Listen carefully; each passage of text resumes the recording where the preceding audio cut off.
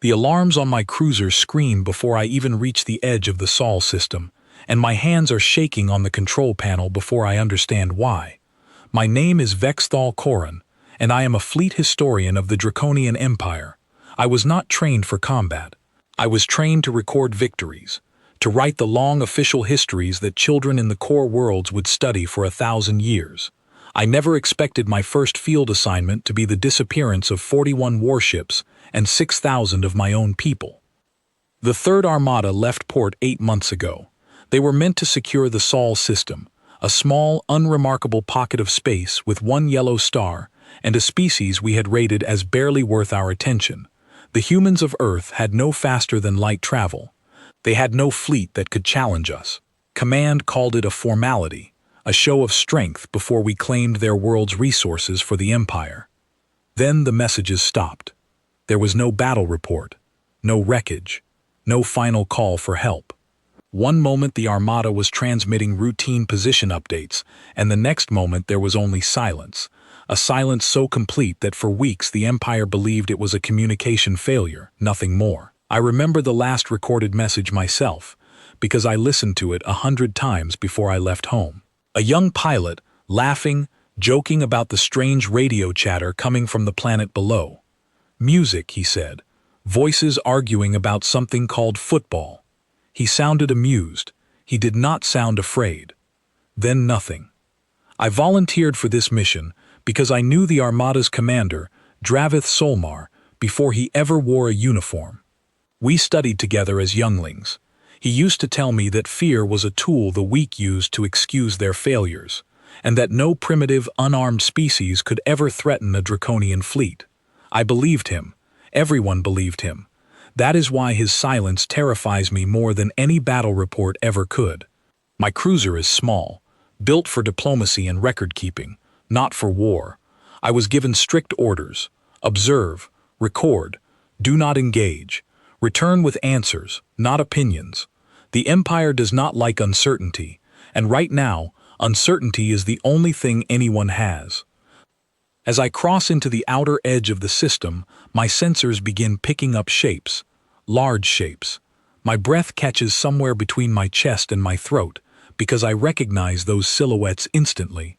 Those are draconian hulls. Those are our ships. I slow my approach, every instinct screaming at me to turn around. But I do not turn around, because I need to know what happened to Dravth and the 6,000 souls who followed him into this system. The first ship comes into full view, and I feel something cold settle into my stomach. It is intact.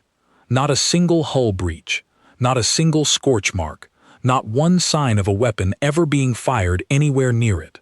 The great cruiser floats silently against the black running lights, dim to almost nothing, like a massive predator that has simply gone to sleep in the middle of a hunt. I check my scanners twice, then a third time, because I do not trust what they are telling me.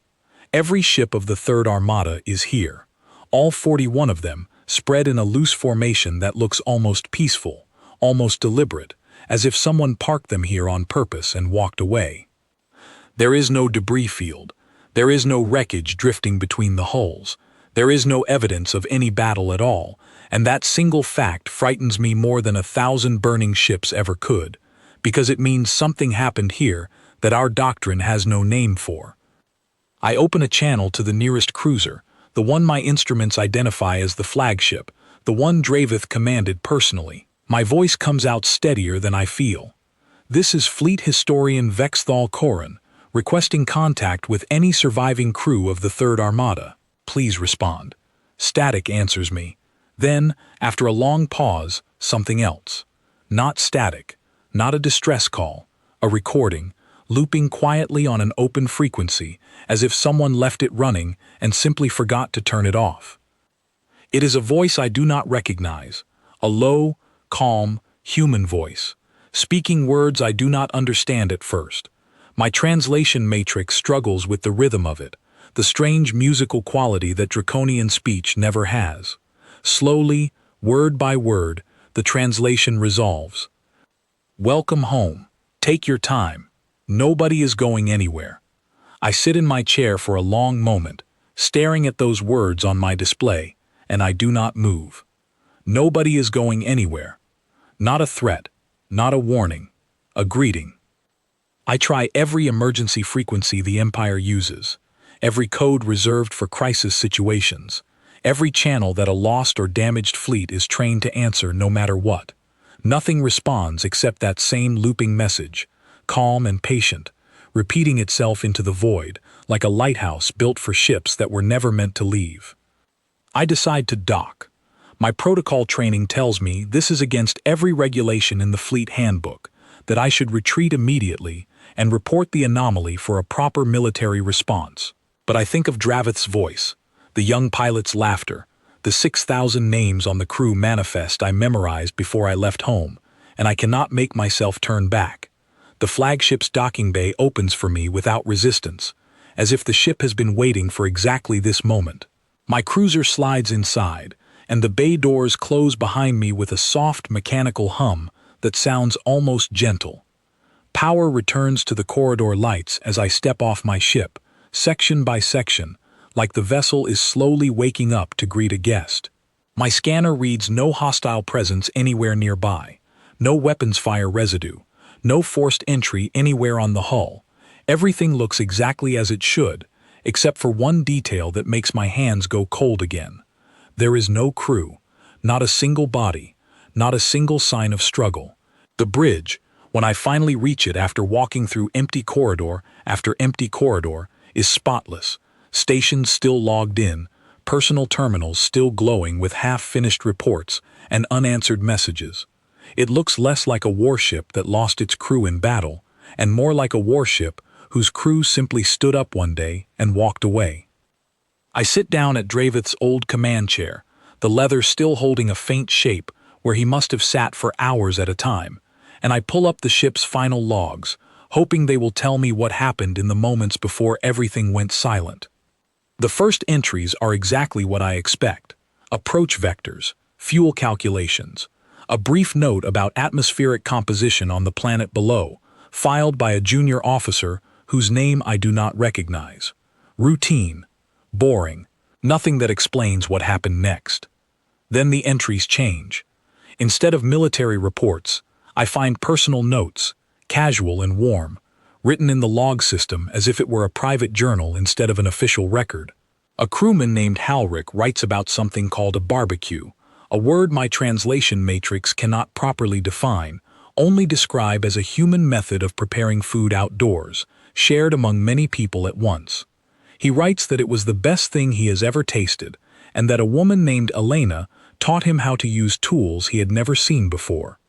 Another entry, from an engineer whose rank I recognize but whose warmth I do not, describes watching something called a sunset from the deck of a small boat, and says he has never felt such quiet in his entire life. I keep reading, faster now, my hands trembling slightly on the console, searching for the moment it all went wrong, the moment the humans revealed some hidden weapon or trap. I search for panic, I search for fear, I search for anything that resembles the beginning of an attack. I do not find it. The entries simply become less frequent, then stop altogether, replaced by nothing but silence in the official record, exactly like the silence that swallowed the entire armada months ago. Whatever happened to my people did not happen with violence. It happened with quiet, ordinary moments, one small human kindness recorded after another, until there was nothing left to record at all. I lean back in Dravth's chair, staring at the darkened bridge around me, and for the first time since I left home, I understand that I am not investigating a battle. I am investigating a disappearance with no explanation the Empire has ever prepared me to understand, and somewhere on the planet below me, 6,000 of my own people are waiting, and none of them, according to every log I have read, ever tried to leave.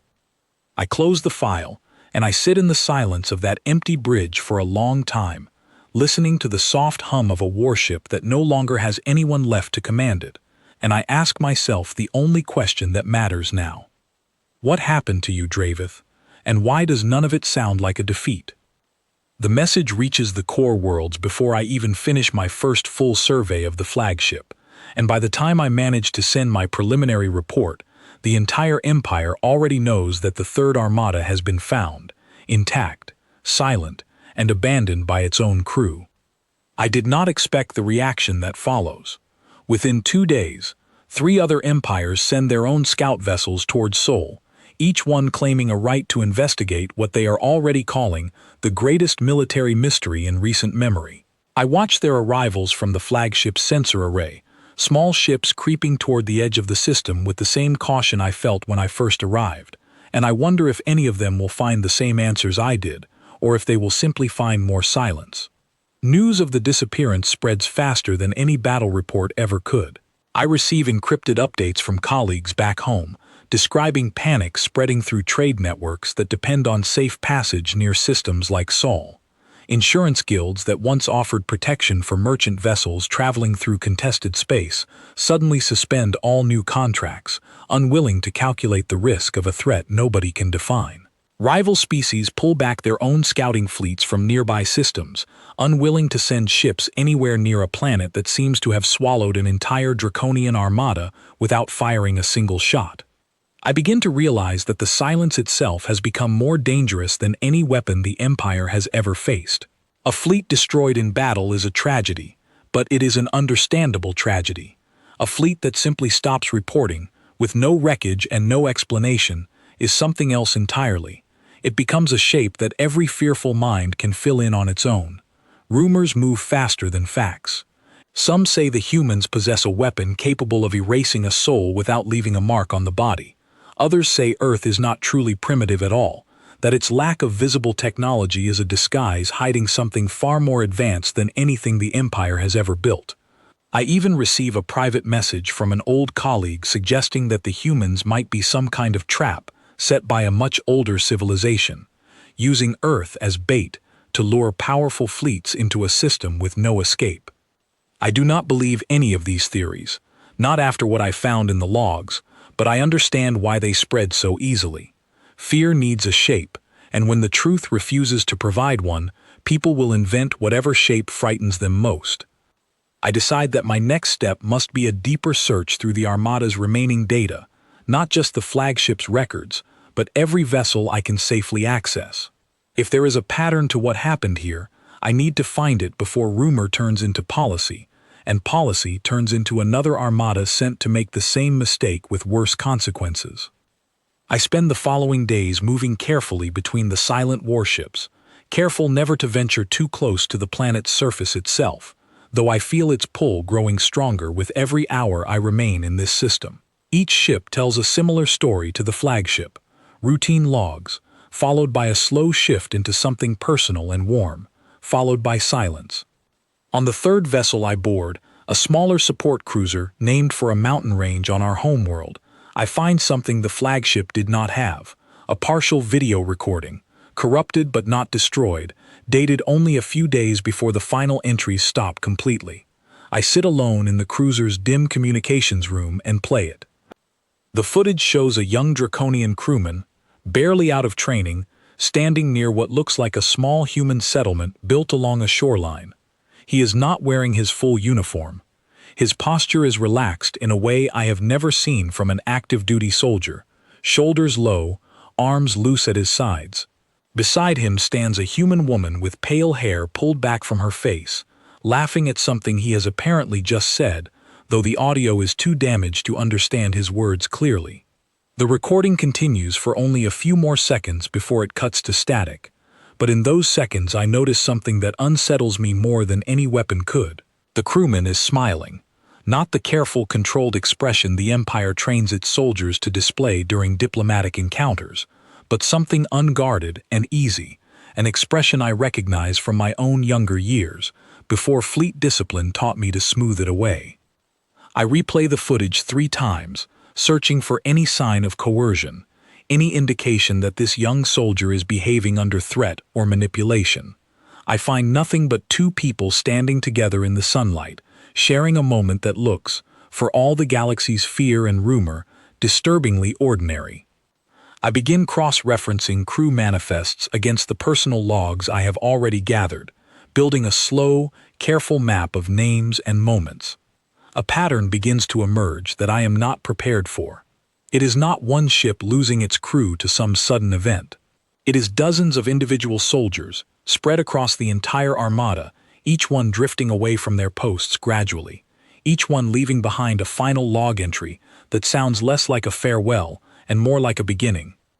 I find an entry from a communications officer named Bressa, describing a human meal she shared with a family in a small town, the kind of detail no military report would ever normally include. She writes about a dish called stew, about a child asking her endless questions about the stars, about laughter that did not feel forced or strange, but simply warm.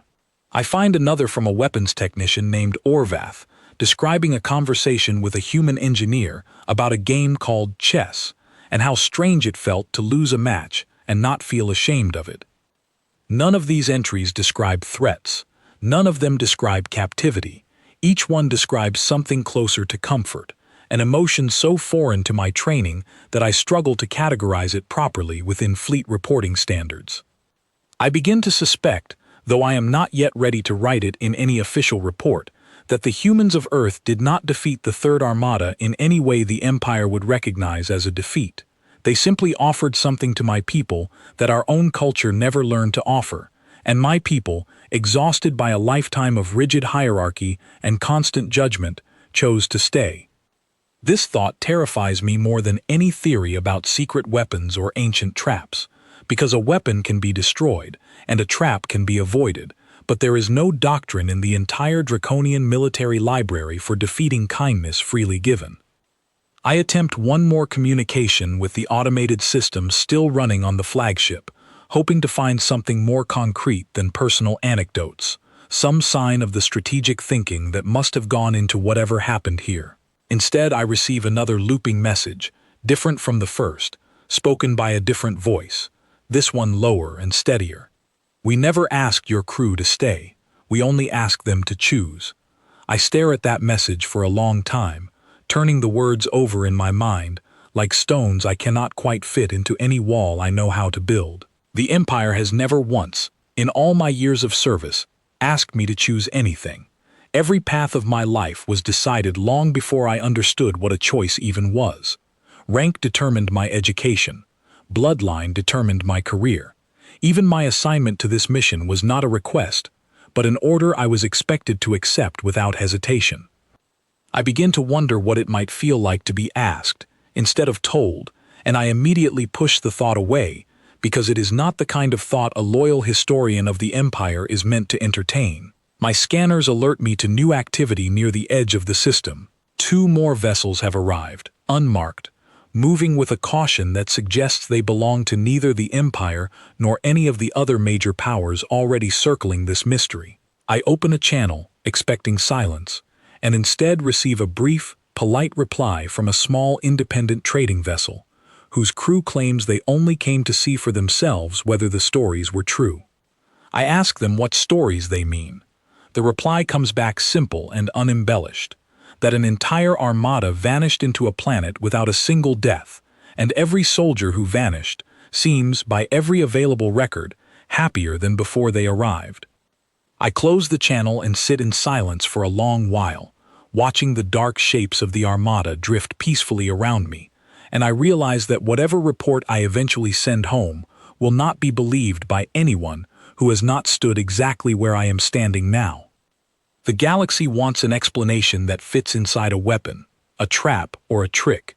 I no longer believe the truth will fit inside any of those shapes, and that terrifies me almost as much as it makes me curious to see, with my own eyes, what waits for me on the surface of the planet below.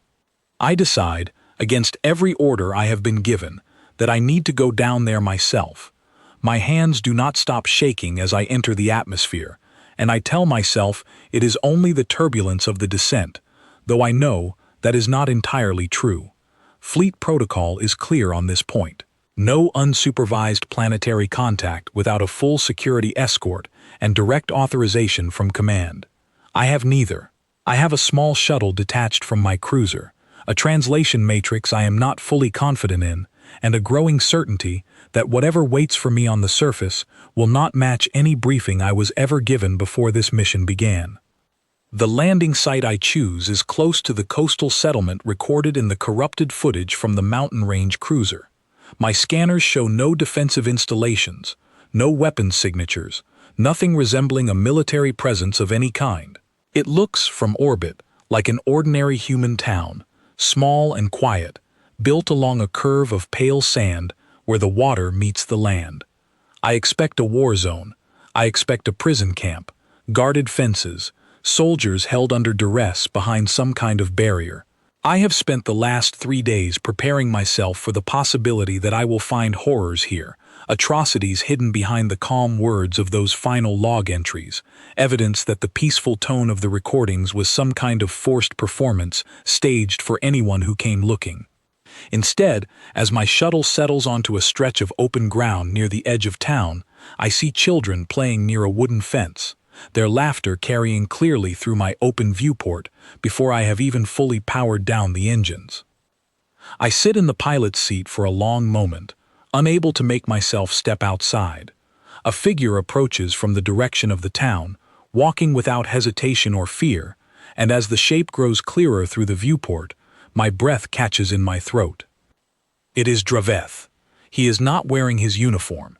He wears simple human clothing, a plain shirt the color of the sky just before evening, sleeves rolled to his elbows, and there is dirt on his hands, the kind of dirt that comes from working soil rather than fighting battles.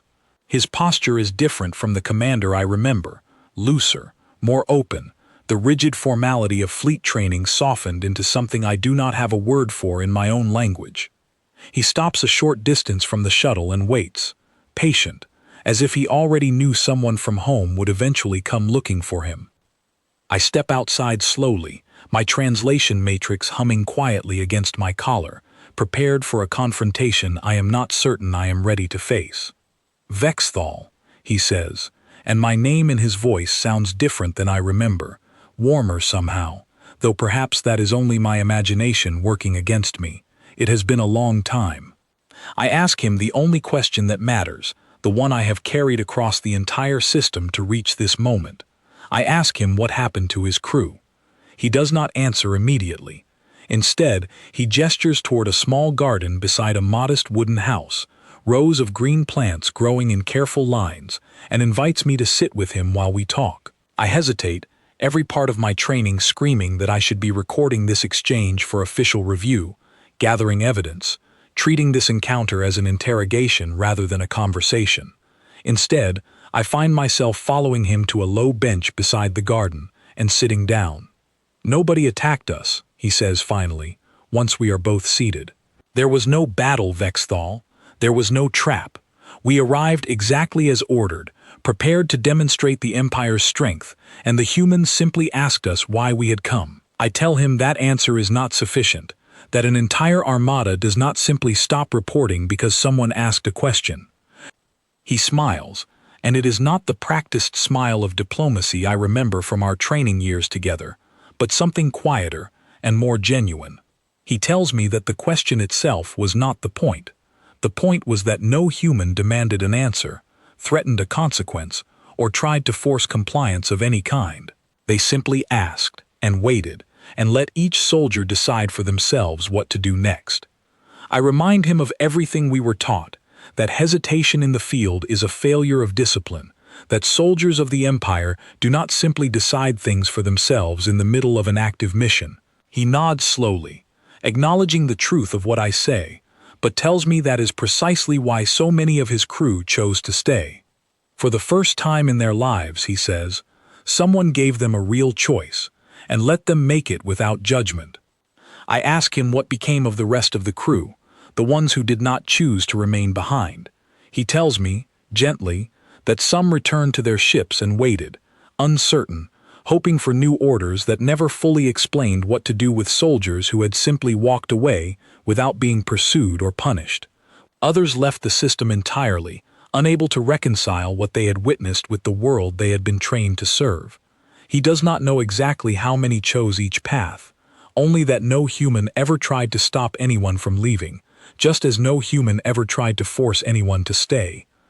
I press him further, asking whether some form of manipulation might explain the behavior he describes, some technology capable of altering thought or clouding judgment without leaving physical evidence behind. He shakes his head slowly and tells me he considered that possibility himself in the earliest days after his own decision to remain. He submitted to medical examination by a local physician he had come to trust, a quiet, careful woman named Marguerite, who confirmed that his mind showed no sign of external influence, no chemical alteration, nothing beyond the simple, ordinary changes that come from choosing a different life. I ask him if he regrets it. He looks out toward the water for a long moment before answering, and when he finally speaks, his voice carries a weight I have never heard from him before, not even during our most difficult training exercises as younglings. He tells me that in the Empire, his worth was always measured against a standard he never chose for himself: rank, bloodline, the judgment of superiors who saw him only as a function to be evaluated, never as a person to be known. Here, he says, gesturing toward the small house behind him, toward the garden, toward the sound of a woman's voice calling out something in the distance that makes him smile before he even finishes his sentence. Here he is simply Dravth, and that has proven to be enough. I do not know how to respond to that, so I say nothing at all. A woman emerges from the house a moment later, the same pale-haired woman I recognized from the corrupted footage, carrying 2 cups of something warm that smells faintly of herbs I do not recognize. She introduces herself as Freya, and though she seems mildly surprised to find a stranger seated beside her garden, she offers me a cup without hesitation, and settles onto the bench beside Dravth as though this arrangement is entirely ordinary. I accept the cup carefully, more out of caution than courtesy, and Dravth notices my hesitation immediately. "It is not poisoned, Vexthal," he says, a trace of dry humor in his voice that I remember from our younger years together. "Nobody here has any reason to harm you, and if they wanted to, they would have done so already, the moment your shuttle landed uninvited on the edge of their town." I ask Freya directly why her people welcomed an armada that arrived, by every account, with hostile intentions. She considers the question carefully before answering, and her answer surprises me more than anything else I have encountered since arriving in this system. She tells me that her people learned long ago that fear breeds more fear, and that meeting an armed fleet with matching aggression would have guaranteed exactly the kind of conflict everyone claimed to want to avoid. Instead, her leaders decided to try something they were not certain would work at all. They decided to offer honesty, patience, and the freedom to choose, and trust that even soldiers raised inside a rigid empire might recognize the value of being treated as individuals rather than instruments of war. I ask her if she was afraid when the ships first arrived in the sky above her home. She admits, without hesitation, that she was terrified, that everyone in her town watched the ships descend with the certainty that their lives were about to change forever, likely for the worse. But she tells me that fear, left unchallenged, only ever leads to more suffering, and her people decided that if they were going to face an ending of some kind, they would rather face it with open hands than closed ones.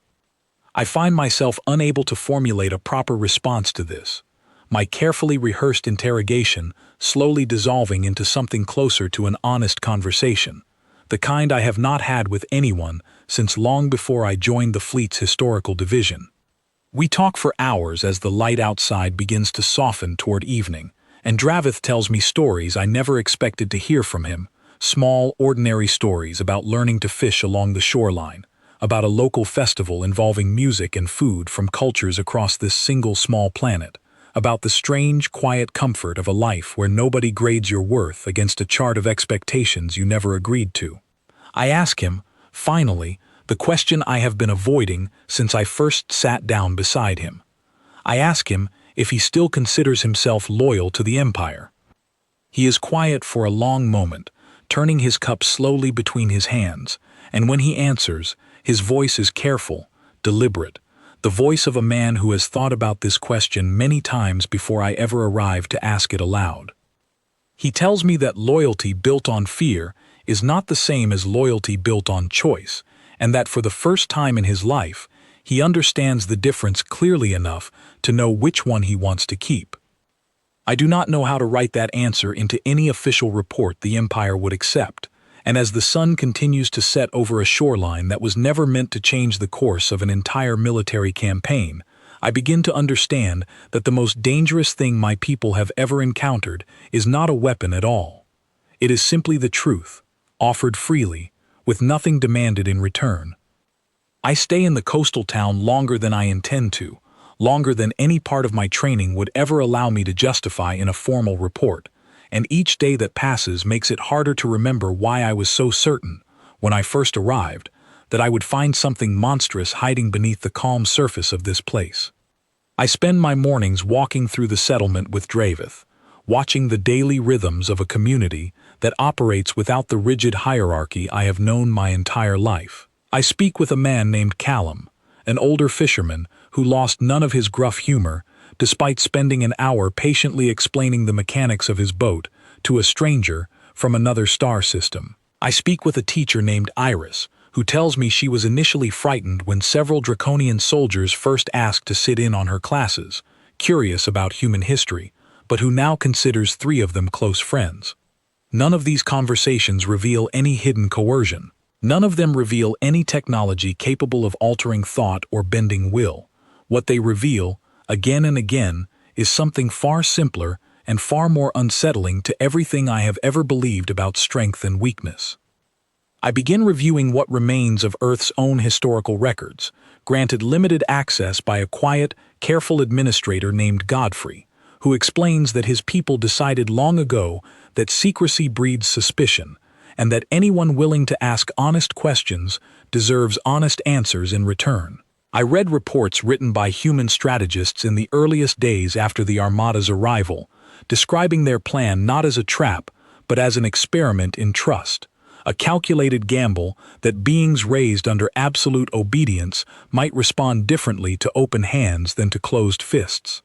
I discover that Earth's leadership never expected every soldier to remain. They anticipated that many would return to their ships, confused and uncertain, unwilling to abandon a lifetime of training for an unfamiliar way of living. What they did not anticipate, according to Godfrey's own notes, was how many would choose to stay, and how quickly that choice would spread from one soldier to another, carried not through any broadcast or persuasion campaign, but through simple, ordinary friendship. I attempt to write my official report several times during my stay, sitting alone in the small guest room Dravth's household has offered me, staring at a blank document I cannot seem to complete. Each time I begin, I find myself hesitating over the same sentence, the sentence meant to explain, in clear and objective language, that the Third Armada was lost due to voluntary defection facilitated by unknown psychological methods. I know that sentence is not true, not fully, and I cannot bring myself to submit a report built on a lie, even one the Empire would likely prefer to hear. One evening, sitting beside the same garden where I first spoke with Dravth, I find myself in a quiet conversation with Freya about my own life before this mission, a topic I have never discussed with anyone outside a formal evaluation setting. She asks me simple questions about my family, about whether I chose my career or had it chosen for me, about whether I have ever, in my entire life, made a decision that was not shaped first by the expectations of rank and bloodline. I struggle to answer her honestly, and the struggle itself tells me something I am not entirely prepared to accept. I realize, sitting there in the fading evening light, that I understand exactly why Dravth's crew chose to stay, because for the first time since I arrived in this system, I feel a pull towards something I cannot name, a quiet, persistent temptation to simply remain here, among people who ask questions instead of issuing commands. I push the thought away as firmly as I can manage, reminding myself of my duty, of the report waiting to be written, of the 6,000 names still recorded on a manifest back home that deserves a true and complete accounting. It is this determination that finally pushes me to finish a draft of my report, 3 days later, describing everything I have witnessed as honestly as my training allows. I describe the intact ships. I describe the absence of any weapon or trap. I describe the personal logs, the corrupted footage, my conversation with Dravth, and my conversations with Freya, Callum, Iris, and Godfrey. I describe, as plainly as I know how, that the Third Armada was not defeated by force, but persuaded by kindness freely offered, with no coercion detected by any method available to me. I am preparing to transmit this report when my communicator activates with an incoming priority message from Fleet Command, informing me that my extended, unsupervised contact with human civilians has been flagged as a serious breach of protocol, and that a recovery vessel has already been dispatched to retrieve me immediately. I am given no opportunity to explain myself, no chance to argue that my findings represent something the Empire urgently needs to understand. The message is brief, formal, and absolute, exactly the kind of communication I have received my entire career, the kind that leaves no room for the sort of honest conversation I have grown unexpectedly used to during my short time on this planet. Dravth finds me shortly after I receive the message, and though I try to keep my expression neutral, he reads the tension in my posture immediately, a skill sharpened by years of command experience that no amount of gardening has managed to soften. "They are recalling you," he says, "and it is not a question." I confirm that he is correct and explain that a recovery vessel will arrive within hours, that I am being ordered to return home before I can complete a full investigation, and that my incomplete report may never receive the serious consideration it deserves once filtered through the layers of fleet bureaucracy waiting to receive it. Dravth is quiet for a long moment, watching the last light of the day settle over the water beyond his garden, and when he finally speaks, his voice carries the same careful weight I heard the first day I arrived. He tells me that the Empire will not want to hear what I have found, because an empire built on obedience cannot afford to admit that freedom might be a more powerful force than fear. He tells me that even if I submit my report exactly as written, with complete honesty and careful evidence, it will likely be buried, dismissed, or quietly rewritten into something safer for those in power to accept. I ask him what he believes I should do instead. He does not answer immediately, and I do not press him, sensing that this is a question he has clearly asked himself many times before I ever arrived to ask it of him directly. Finally, he tells me that the choice, as always here, remains entirely mine to make. I spend my final hours before the recovery vessel's arrival, walking the shoreline alone, turning his words over in my mind, alongside everything else I have witnessed since first descending into this system. I think of the 6,000 names on that manifest, of the families back home who deserve a true account of what happened to their soldiers, of the Empire's rigid insistence that only strength through domination can ever secure loyalty. I think, too, of Freya's question about whether I have ever made a choice that was truly my own. When the recovery vessel finally arrives, its arrival marked by a familiar pattern of engine signatures I have known my entire career, I stand on the shoreline and watch it descend, and for the first time since I left home, I am not entirely certain which decision I am about to make. I know only that whatever I choose next will not be decided for me, and that realization alone feels like the beginning of something the Empire has never once prepared me to understand. The recovery vessel takes me home in silence, its crew treating me less like a returning historian and more like a prisoner under quiet suspicion. And by the time I reach the core worlds, I already understand that the truth I carried across the stars will not survive contact with the Empire's careful machinery of control. I am summoned before a review panel within a day of my arrival, 3 senior officials seated behind a long table, their expressions arranged into the same careful neutrality I once believed was simply professional discipline, though I now recognize it as something closer to practiced denial. I present my report exactly as I wrote it on that quiet shoreline, describing the intact ships, the absence of any weapon, the personal logs filled with warmth rather than fear, and my own conversations with Dravth, Freya, Callum, Iris, and Godfrey. I watch their faces as I speak, and I see, clearly, the exact moment each of them decides not to believe me, or perhaps more accurately, decides that belief itself would be too costly to admit. The senior official leading the panel, a stern woman named Cordelia Ashworth, interrupts my account partway through, asking whether I received any medical evaluation myself during my extended time on the planet's surface, whether I might have been exposed to some undetected influence capable of altering my own judgment. I explain, as calmly as I can manage, that I underwent no such alteration, that everything I witnessed was observed with a clear and functioning mind, and that the simplest explanation, however uncomfortable, is often the truest one. She does not appear to hear me. Within a week, my report is quietly reclassified, stripped of its original conclusions, and replaced with an official summary describing the Third Armada's loss as the result of unknown causes, possibly involving experimental technology beyond current fleet understanding. My own name is removed from the public record of the investigation entirely, replaced with a generic designation, as though the historian who actually stood on that shoreline never existed at all.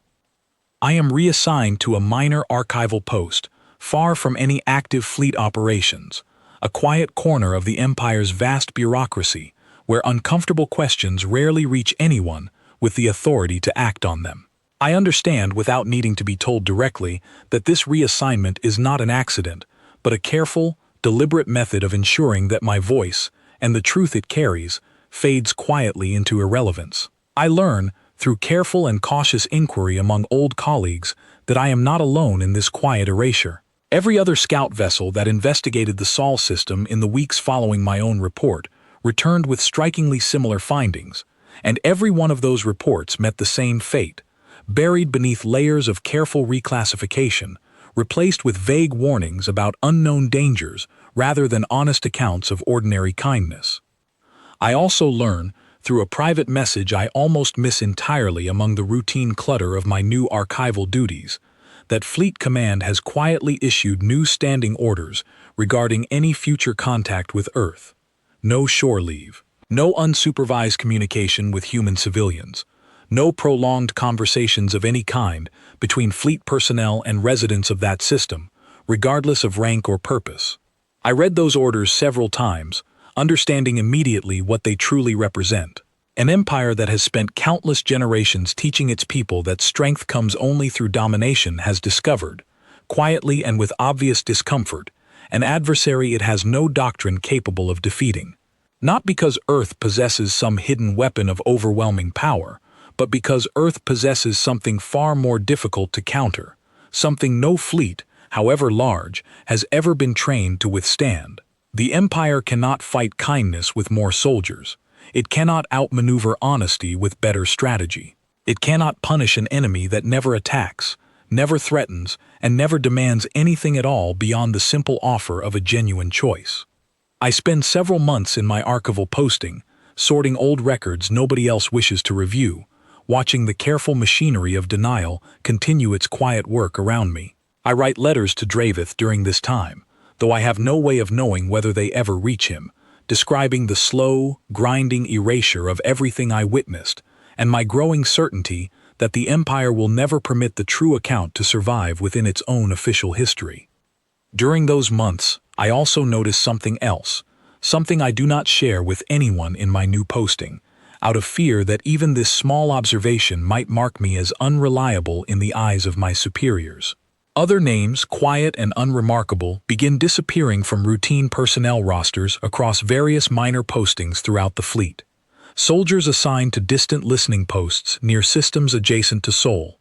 Technicians stationed on remote monitoring platforms with only occasional contact from command. One by one, without any official announcement, they simply stop reporting for duty, and their files are quietly reclassified, with the same vague language used for the original Armada: unknown causes, unresolved status, no further action required. I begin to understand that the Empire's careful denial cannot actually stop what has already begun, no matter how many orders it issues or how many reports it buries. The truth, once witnessed, tends to spread quietly among those willing to look closely enough to see it clearly, and no amount of official silence can fully undo that kind of understanding once it takes root in a person's mind. One evening, sitting alone in my small archival office long after the rest of the staff has gone home, I finally make the decision I have been circling since that quiet evening on Dravth's shoreline, the decision I was not yet ready to make when the recovery vessel first arrived to bring me home. I begin composing a message, carefully encrypted, addressed to a small independent trading vessel whose crew I remember from my time in the Sol system, the same crew who once asked me, without judgment, whether the stories about a happy, willing armada were actually true. I asked them, simply and honestly, whether they would be willing to carry one more passenger back toward that quiet coastal shoreline, one final time.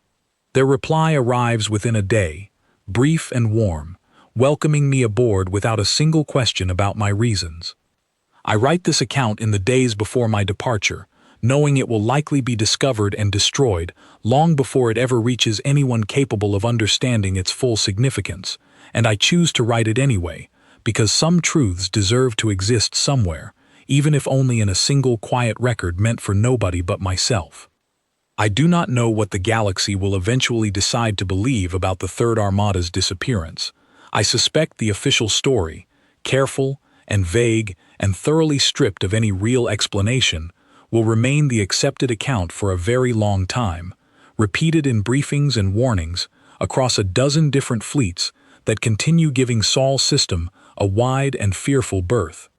I know only what I witnessed myself, standing on that shoreline, sharing a quiet drink with people who asked for nothing and offered everything, and I know that whatever waits for me when I finally return to that small coastal town, it will not be captivity, and it will not be defeat. It will simply be a choice, freely made, the first truly free choice of my entire life, and as my transport lifts away from the core worlds toward a system the rest of the galaxy still cannot explain, I finally understand why my old commander never once tried to leave. Some armies conquer through strength, and their victories are remembered in monuments and battle records passed down for generations. But somewhere in a small, unremarkable system, orbiting an unremarkable yellow star, an entire armada was won over without a single shot fired, without a single threat spoken, and without a single lie told. I am the 42nd name to make this same quiet choice, though I suspect I will not be the last, and as my transport carries me back toward a shoreline I have already begun to think of as home, I finally write the only conclusion my report will ever truly need. The galaxy cannot explain what happened to the Third Armada, because the galaxy has never once been offered the same simple, honest choice that Earth offered to every soldier who arrived beneath its sky, and until it learns to understand that kind of quiet strength, it never will.